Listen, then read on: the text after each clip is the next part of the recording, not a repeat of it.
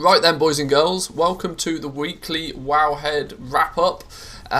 This is episode 193. We're closing in on that 200 mark very quickly at this point. Firstly, though, got to give a big shout out to Samadan. He puts the time and effort in to put this post together for us. And if you want to read through it at your own leisure, there'll be links in the description down below, both to Samadan's socials and, of course, to the article itself. But what have we got on the table today then? Well, we've got some 9.1.5 PTR updates and the anticipation behind it. There's some mission table results from our friend Zanzaful. There was a first million gold milestone that we should be celebrating. Some information about the Queen's Conservatory, a lesser utilised area of gold making, I believe, at this moment in time. There's Iceberg's top 3 farms, and then some further reading for those that want to dive that little bit deeper. Firstly, before I do this, let me very quickly mute the audio in the sound, in the in-game sound. That's the word I was looking for. That repetitive sound will drive everybody nuts. But alright then, patch 9.1.5, we have some PTR updates and some anticipation. The excitement for all the new changes, customizations coming in 9.1.5 is palpable. Many players who play for very different reasons than high-end raiding or top-tier mythic and PvP are over the moon with the new flexibility and features. From a gold making perspective, we covered the benefits to alts last week. There are also some notable things that are going on in other areas of gold making. So one of the things that's coming in patch 9.1.5 is going to be Torghast leveling. Anybody remember freehold boosts from BFA? This could potentially be a new way to carry alts through for fast leveling for gold. Nothing is concrete yet, but there's still very early days and there's some promise here. One thing that we are already somewhat aware of is that it's going to be linked to a daily quest, I believe. You're not going to be able to just power level through Torghast 50 to 60 all the way. There's going to be an actual daily quest, so you can do a Torghast run daily if you wish, and it will give you experience for the quest, but it won't be repeatable. That's the way that it appears to be right now. So if you're doing Threads of Fate, for example, it looks like you'll be able to chip away at the levels through Torghast if you're doing it in multiple sittings over multiple days, but you probably won't be able to, hit level 50 and just grind Torghast all the way to 60. There's going to be some limitations to it for sure. Legendary recycling is coming, with the option to be able to reclaim both Soul Ash and Soul Cinders from crafted legendaries. There may be more incentive for people to change to a different one if players can escape the grind for materials. The high cost of these base items may still be prohibitive, but with more flexibility and choice comes more diversity in buying items. There's a couple of takeaways from the legendary recycling. One, base item sales should increase because of it. Now, obviously that increase is dependent on how many you're selling in the first place. As an average, you'll probably sell more base legendary items after patch 9.1.5 than you would do before so. But also you've got to remember that, patch 9.1.5 isn't a content patch. It's probably not going to bring back huge amounts of players to the game. Many people will be waiting for patch 9.2 before they make their decision whether they come back and play again. So it's you're not comparing apples versus apples, unfortunately. In theory, at least, there should be more of a demand because people will be able to scrap their old legendary, get their Soul Ash and Soul Cinders back, in arguably removing one of the bigger bottlenecks for people making the legendaries, and of course in turn incentivizing people to go out and buy more base items so that they can recraft whatever it is that they actually want. But Samadan is right when he says that the high cost of the base items may still be prohibitive. My guesstimation is this will be more effective for increasing the sale of rank 4s. You can get a lot of Soul Ash pretty easily now anyway, but rank 4s also tend to be pretty cheap and are getting cheaper and cheaper and cheaper every day. There's less people that can craft rank 5s and less people that can even craft rank 6s. So the prices of those, even with the Korthite crystals dropping, are still, you know, a bit higher. If people want to just play around with a new legendary but do it at a arguably competitive level, they can make that rank 4, that 235, pretty cost effectively. It's kind of like the nice middle point. Like, you're not going to make the rank 1 because it's just too low a level item level for you to really gauge whether it's going to be useful to you. And going straight in and trying to craft a rank 6 is both, you know, you got the bottleneck of cinders and it's the most expensive option. So the rank 4 seems to be the happy medium for a lot of people. And if they can scrap their old ones that they may not be using, they may get a huge influx of soul ash and soul cinders relatively quickly, you know, and then people will want to spend them somewhere. So yeah, it could be a good time for us goblins with this legendary recycling. There are some AoE changes. AoE farms are coming back. Some substantial changes to the cap on how many mobs that get hit with AoE spells and abilities means that farming old content, even with diminished damage, once more becomes viable again. However, the vendor sell price of items is still low. This will mainly benefit those looking to sell transmog or collect recipes. The AoE changes are pretty simple to understand.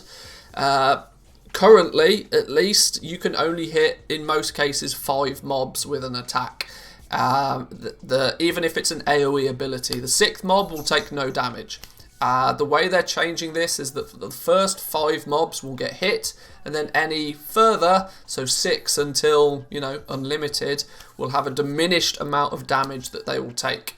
Current level content, this is going to mean that your AoE abilities will hit everybody, but you won't be doing super zerg damage.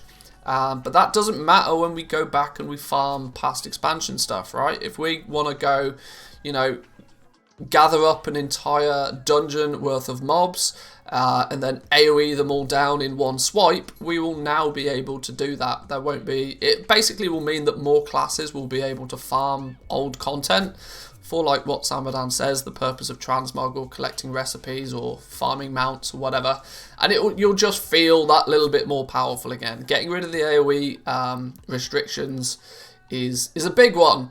It got implemented as a bit of a knee-jerk fix to the lag that was generated by these AoE abilities hitting so many different characters that it would just grind your game to a halt. The server lag got unbearable. Hopefully they've figured out a way to, you know, smooth out that issues, and hopefully we won't, you know, see a whole bunch more lag introduced because of this AoE changes, but we'll have to see. We'll have to see. Soloing island expeditions though, this could be quite a cool one. Another niche market was that the island expedition transmog items. With these now being able to be completed solo, the market has become a lot more accessible and prices may well fall for many of the items in there. We did a little bit of testing of this the other day on stream. We went onto the PTR and we did a little bit of leveling. You can, in theory now, solo island expeditions from level 10. Once you get into BFA, you got to do a couple of the intro quests in BFA for Flynn to go back to the island table. But once he's back at the island table, you can start solo running island expeditions. And not only would I say that the transmog items that come from there, some of them are quite valuable. There's a gold-making possibility there. One thing we did note is that the XP gained from the solo island expeditions feels really high. We were getting levels on a, like, I had heirlooms on, but I didn't have any of the heirlooms enchanted, nor did I even have an AoE ability, and I was still able to get like a level every 5 to 8 minutes, which feels very, very, very quick considering it's solo instanced content.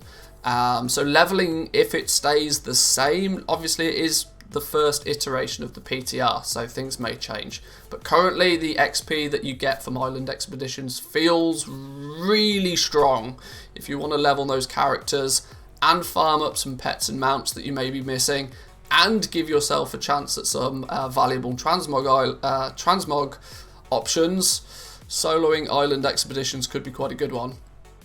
And then there are some legacy loot rule changes for the BF8 content.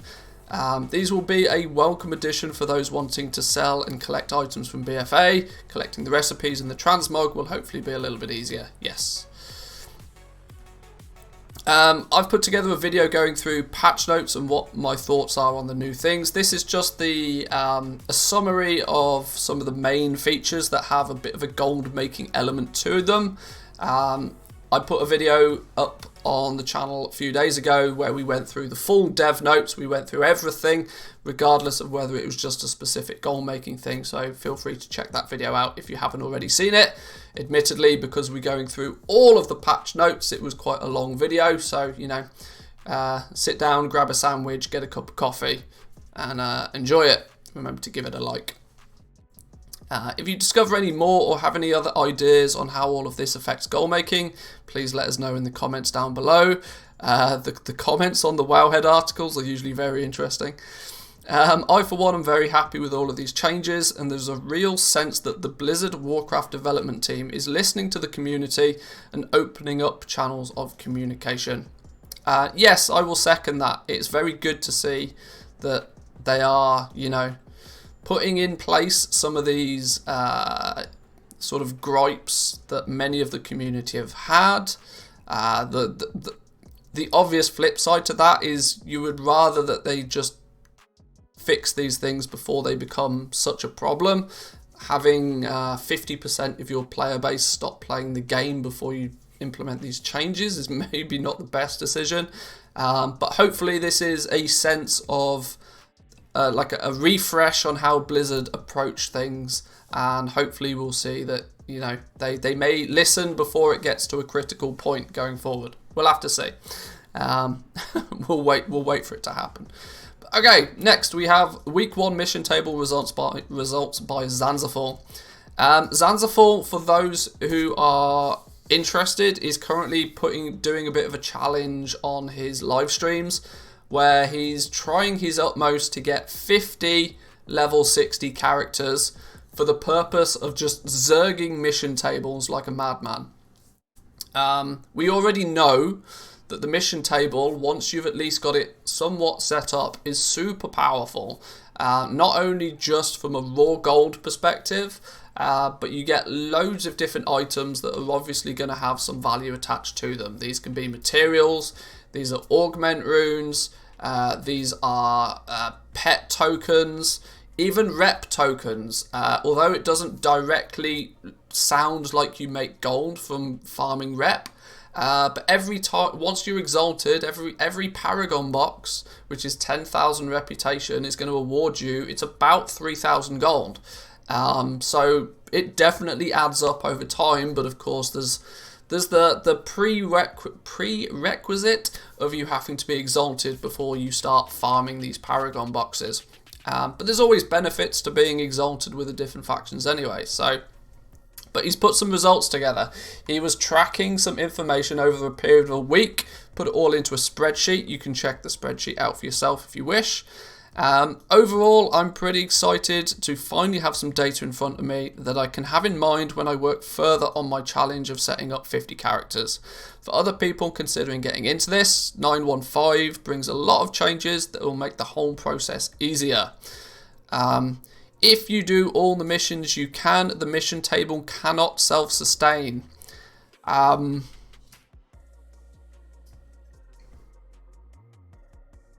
Okay, agree to disagree, because mine does, but sure.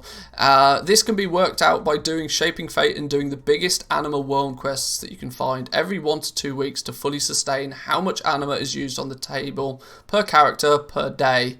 Additionally, the Shaping Fate will give you 2k reputation and a whole bunch of gold and some Korthite crystals, so it's a pretty good idea to do regardless. I think the point where the mission table isn't self-sustaining is before you have your Covenant Sanctum leveled up. You need your Covenant Sanctum to be at least rank 2 of everything. If you're at least rank 2 for everything, the actual anima rewards that you get from the table are quite more substantial, to the point where they almost end up paying for themselves if you're just spamming missions.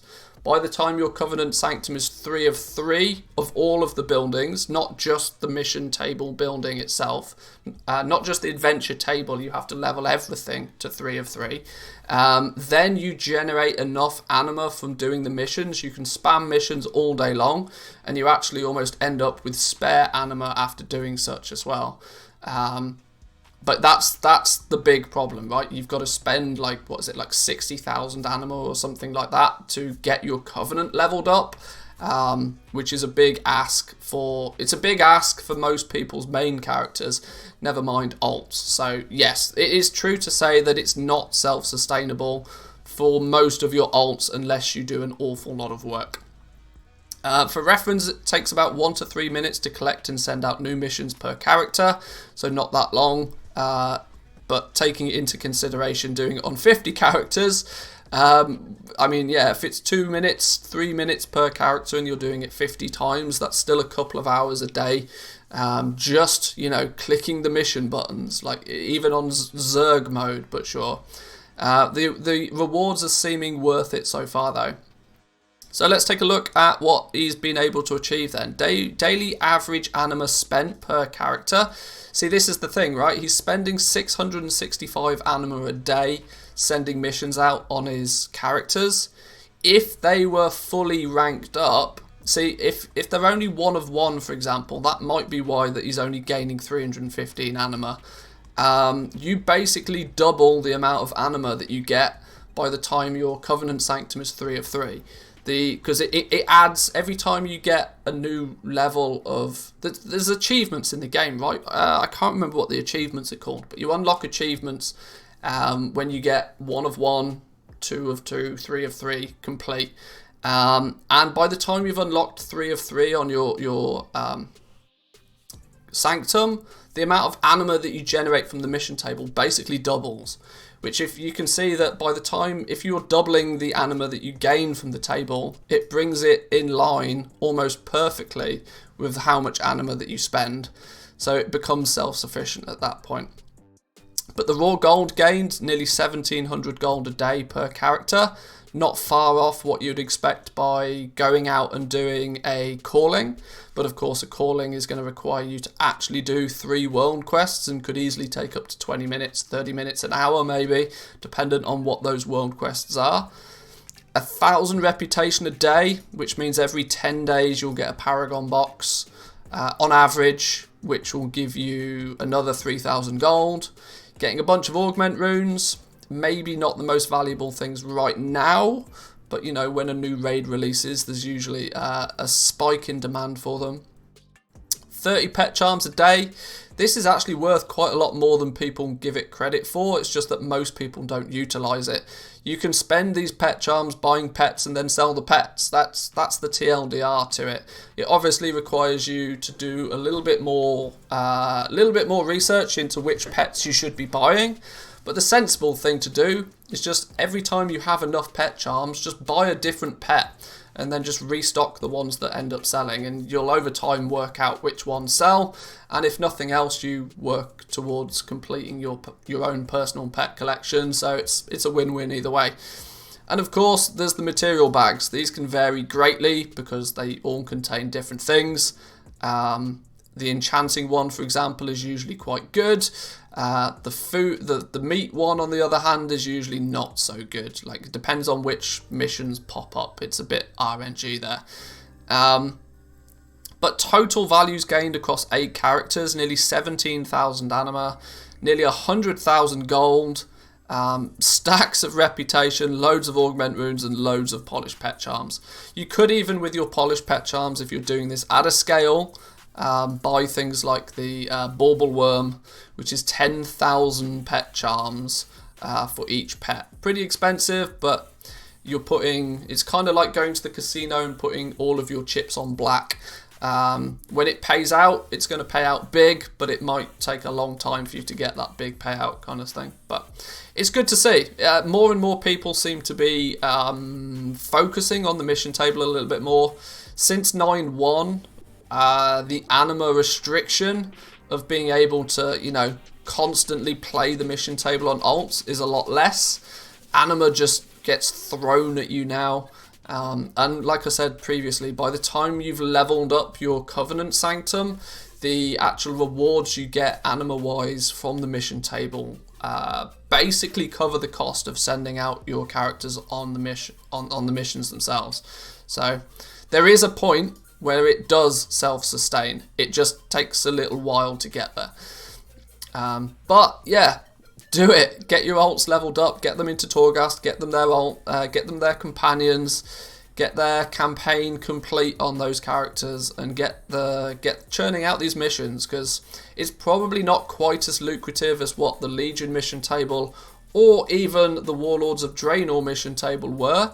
But those were arguably broken beyond belief in the first place anyway. So this is definitely one of the most... you can spend the least amount of time on a daily basis to receive the highest ratio of rewards, I think. Way more valuable than callings, way more valuable than just doing your Shaping Fate quest, way more valuable than even posting auctions up, I would feel, at this point. But of course it's got its limitations, and there's quite a lot of stuff you have to do to begin with. But some good data. We love ourselves some data. Congratulations, Zanzibar, keep it up, and I wish you well on your journey to 50 level 60s. That's going to be quite an achievement. Next though, we have the first million milestone. Getting your first million gold in WoW is kind of a rite of passage for many, and a worthy milestone to achieve. Oh, howdy there, shares their experience and thoughts about reaching a million gold and what to aim for next. This is true. It's often overlooked within the gold making community that actually that first million gold is by far the hardest million to get your hands on. Mainly because it's at that, before you have all of that liquid gold, you're often working usually very hard for every single piece of gold that you gain. You're usually doing a lot of farming. You may be investing in things and not seeing a return on those investments very quickly, which keeps your overall gold value low. But once you break past that million gold mark, it tends to snowball. If you can get a million gold, you usually then can look at spending some. You don't get a million gold and then just get 2 instantly. You have to spend a lot of that million gold, but you can spend it on stuff, and you can spend it aggressively enough to be able to turn it into a lot more gold a lot quicker. But let's see what they said. Let's see how they did it, and we'll see if there's anything we can take from this. So, started WoW at the beginning of the year. Shortly after, got into using TSM to help organise my stuff. Got pretty into flipping transmogs and mounts, and tonight I broke 1 million gold. Most of the growth came in the last month when I decided to stop buying stuff. Yes, this is usually the way that it happens. Buying stuff I didn't actually need and thought I might save some gold. I feel like the next million will be pretty quick. It's been fun, but now I feel like I don't even play the game that much. I'm just looking for great deals on the auction house and posting. I'm not sure if I actually care though. I like making the money in game, but I might have to cut back on my daily postings so I don't get burnt out. I'm not sure I want to make the entire game centered around managing my TSM, although it is fun right now. Yeah, this is something that's very good to take away from this, that I know that I'm probably one of the worst ones for just sitting at the auction house playing with my TSM, buying stuff and reselling stuff. The times that I venture out into the real world of Azeroth are few and far between. But as long as you still do it and you're having fun doing it, then go ahead. But it's when it starts to become a bit of a chore. I'm already right now, for example, at the point where I know I'm listing too many auctions. It takes me too long every day to log on to my realms and just relist auctions.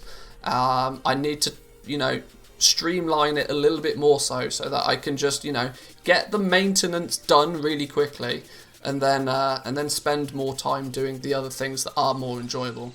Yeah, the real world of Shadowlands, exactly. Yeah, not IRL. Nobody goes there. That place is scary. There's like real people to talk to and stuff. It's odd. Do you guys struggle with this dilemma? Actually playing versus gold making, is 1 million even a lot? I imagine most seasoned players out there have much more, but it feels like it's a fair bit to me when considering the max is 10. Well, yeah, only per character, but sure.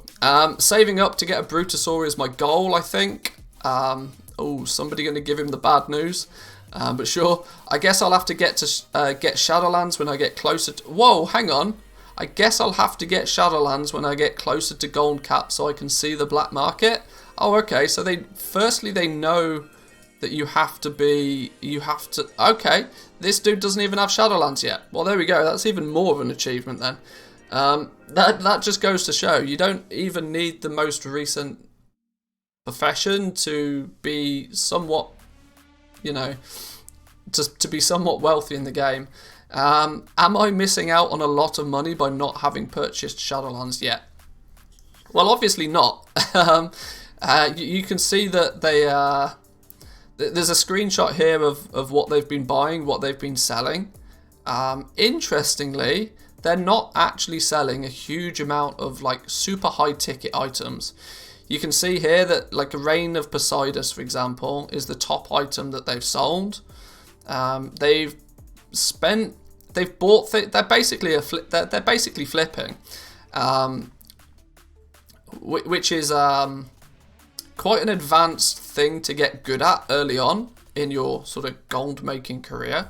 You can see how they've done it though. They've sort of, every time they've had a bunch of gold, they've not been too scared to spend it again, which is why the graph is pretty spiky. It goes up, and you know, they tend, for a long time, they sort of capped out at about 160k, 150k. When they got that much, they'd spend it on something, or a bunch of things. And then they went up to about 250k for a while, doing the same thing. When you hit, when you've sold enough, you can buy some more stuff. Go look for those deals. That's why the graph goes spiky. And it's at this point here you can tell where they were like, right, I'm done buying stuff. Let me just stop buying stuff now. Let me just focus on selling what I have. And they very quickly, this must have been off the back of a few days of some big sales. It'd be interesting to see a bit of a greater breakdown on what this was. But they sold a lot of stuff. They maybe bought something and then sold it again very quickly. But you can see the point in where they stopped buying stuff and just sold out what they had, basically liquidate their stock. That's when the gold comes in. So this is really cool to see. Especially all the more impressive by the fact that it's all done without Shadowlands. So that goes to show, we were talking earlier in the stream today how there's still a lot of stuff that's valuable from the past expansion. Past expansions, there's like 8 of them at this point, so there's lots of stuff out there. People still want a lot of the stuff. Not even having access to Shadowlands, it's still possible to be a WoW millionaire, which is kind of quite cool. Big kudos to oh howdy there. Good job. So congratulations on reaching hopefully the first milestone of many. We all make gold in WoW for many different reasons, but often it's the actual fun of making the gold that is entertaining and keeps us playing the game. Yes, very true. Do it while you enjoy doing it. Don't do it if you don't enjoy doing it. Pretty straightforward. Next topic then, we've got the Queen's Conservatory gold making. I said earlier that the Queen's Conservatory is an often underutilized thing for making gold. It has a lot of potential to it, but I think there's a lot of unknowns with the Queen's Conservatory. I did a huge amount of testing on this in the beta of Shadowlands, but since the game has actually been live, I've not really focused on it much at all, as it turned out to be just way too slow compared to the mission table. It has a similar reward structure to the mission table, but with the downside of it being something that you can maintain it like once every 3 days. It was a little bit too slow. But either way, let's take a little look at what some of the potentials is. So, for quite a while, my only concern with the Queen's Conservatory was to get the mogs and the mounts, which at this point has mostly been done. After completing the final mount, I decided to dig into the lazy gold making potential of some of the trade materials that you get from the satchels. I then built up a personal database and recently filled in the gaps to be relatively comprehensive. So, understanding how the satchels give loot. There are quality catalysts and there are quantity catalysts. There are additionally time catalysts as well that we'll talk about, but the quality catalysts modify the satchels by adding higher quality materials to the satchel. For example, a novice satchel that is rolled with enchanting materials would contain sacred shards and soul dust, but a journeyman or a rare satchel would then also include eternal crystals. From my research, there is no difference in satchel yields between journeyman, artisan. However, this doesn't take into account the RNG of getting one of the 2 battle pets from 2 quality catalyst upgrades. There is no quality change to 3 catalysts, and 4 catalysts always produce the Spirit Tender satchel, which is the one with a palatable feast and a flask in there. Oh, that's interesting, flasks. Maybe they've changed up the loot tables a little bit then since the game's gone live. For my testing on the beta, there's for those who are aware of the Queen's Conservatory, you have the big seeds and then the quantity of catalysts that connect to those seeds. Once you've maxed out your Queen's Conservatory, you get the seed right at the very back, which is connected to 4 different catalysts. You basically want, from my memory, 1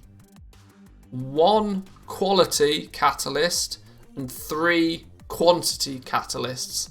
That was the, for my past testing, the best combination to go for that plot. That would give you a really big bag of loot with mostly good stuff in it, and that kind of worked really quite well. If you use the time catalysts, it can reduce the time for a spirit to germinate, let's use a gardening term, from 3 days all the way down to only an hour if you use lots of time catalysts. But this is usually not too possible to do, because every time you're using a time catalyst, you're not using a quantity or a quality one. This is the problem, right? You kind of want to focus more so on getting better quality and quantity satchels than you do making them quicker to generate, because you'll come to a point where you don't have the spirits to plant. So zerging them all really quickly is usually not the best plan of action, at least from my testing at least anyway. But anyway, math it out and then how to plant. So the US region market pricing, I found the optimal planting cycle to be 3-day cycles. Yeah, just ignore the time catalysts basically. Technically, if you were to babysit the 3 and 4 plots hourly, you could churn out more gold, particularly if you have access to excess spirits. This is the thing, you'll burn through all of the spirits. These will be the bottleneck if you try and use too many time catalysts. That method only gains about 300 to 500 gold an hour, but it's fairly passive if you are logged in and just check it on a regular with minimum effort. See, this becomes the problem, right? This becomes the big problem, that it's just too slow. Compared to the mission table, the Queen's Conservatory is just too slow. It can return, once you've got it leveled, a considerably large quantity of materials, but it's too slow. That's the big problem that I always had. Second, for you to get your Queen's Conservatory up and running, you need it at tier 5. You need to have spent disgusting amounts of anima to level the goddamn thing up in the first place. Whereas the mission table, you can be up and running really quite quickly. This was the problem I had with utilising the Queen's Conservatory. But if you have lots of alts and you are doing the mission table on those alts, there's a good chance that you've gone Night Fae, because the Night Fae mission table is, or at least the troops for the Night Fae mission table are OP. So get in there, and any of the spirits that you gain from the mission table, you should probably go and use those in your Queen's Conservatory as well. And it's a bonus, right? It should be considered a bonus. I wouldn't focus solely on the Queen's Conservatory as a gold making method, because it is slow, but as a byproduct of leveling up your mission table, I would say that it probably goes hand in hand quite nicely. So while this is not a huge amount to seasoned gold makers, it's something simple and you can keep it active on a second screen relatively easily. Thank you to Snowpoint for sharing the data. Yes, data's good. Like, data drives, you know, solid information. So somebody putting it together, check out the Google document if you wish to go and see, you know, a little bit more granular approach to how they did it, but it's a good system to go alongside your mission table if you happen to be Night Fae. Right then, next we've got Iceberg's top 3 farms. User Iceberg265 has put together a summary video of their top 3 farms that they like to do now and their reasons why. So in this video I give top 3 gold farms I'm running this month and giving my reasons why. Here is the video. Oh, it doesn't say what they actually are. Okay. Vashir leveling and farming. Vashir leveling and farming. Okay. Scarlet Monastery for Transmog. I can see that. And then patch 9.1 farming. Okay. I've not seen this video. And for the purpose of not completely schemazzing somebody else's video, I'm not going to watch it here and now. Samadan's obviously watched this. He's chosen to put it in this weekly economy wrap up because it must contain at least some good nuggets of information. So go check it out. I'm going to be honest, I've not heard of Iceberg. Presumably he's maybe a little bit newer to the goal making thing, but if he's putting video content out there, it's probably worth giving it a little bit of a look. It's a well thought out top 3 video and varied in the different farms, so there's something for each farming playstyle. I will always caveat any quotes for amount of gold made is entirely server and luck dependent, so treat any gold per hour amounts as a general guide at best. Well, there we go then.